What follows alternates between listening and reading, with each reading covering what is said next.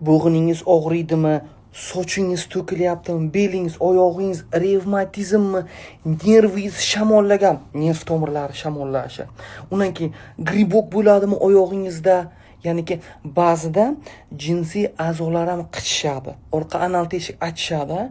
Gribkovoy xullas, gribok bo'lsa, oyog'ingizda ostida, qayeringizda bo'lsa, teri shamollagan bo'lsa, bir dunyo kasallik, xullas.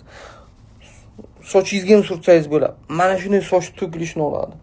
Nima qilish kerak? Baraka top. Lavroviy list olasiz, bir siqim oling. Bir siqim lavroviy list ezing yaxshilab. Mana unday topdim. Idishga solasiz, idishga soling.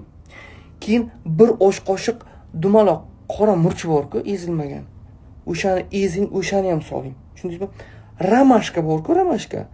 Aptekadan ham olsangiz bo'ladi. Ramashkadan ham bir siqim oling-da, soling. Ustidan zaytun yog'i qo'shing, zaytun yog'i qo'shing. Tushundingizmi? Yopib turib, endi bir qism nima bo'lsa, 3 qism zaytun yog'i bo'lsin. Tushundingizmi? Yoki 50 ga 50, ustini bir barobar ko'tarilib tursin. Tushundingiz, xullas.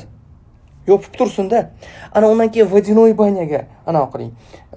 Buni vodinoy banyaga, ya'ni qaynab turgan suvni ichiga, qaynagan suvni ichiga qaynamayotgan, doim bunday qilamiz. Qaynamayotgan. Vodinoy banyaga xullas qilasiz. Ilitasiz, 1-2 soat, 3 soat tursin. Tushundingizmi? Yoki ichiga suv solasiz. Ichiga suv solasiz, boyagi zaytun yog'ini ichiga. Undan keyin past olovda qaynatasiz. Suv ispareniya bo'ladi, hamma mo'y qolib ketadi. O'shani bir haftaga 2-3 marta sochingizga surting. Endi suzib olasiz. Sochingizga surting, belingizga, oyoq, qo'lingizga, qayringizga surting, problemani joyingizga voy qilib ko'ring. Tushundingizmi?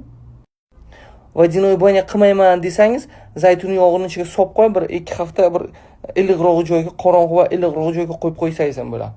O'shani qiling.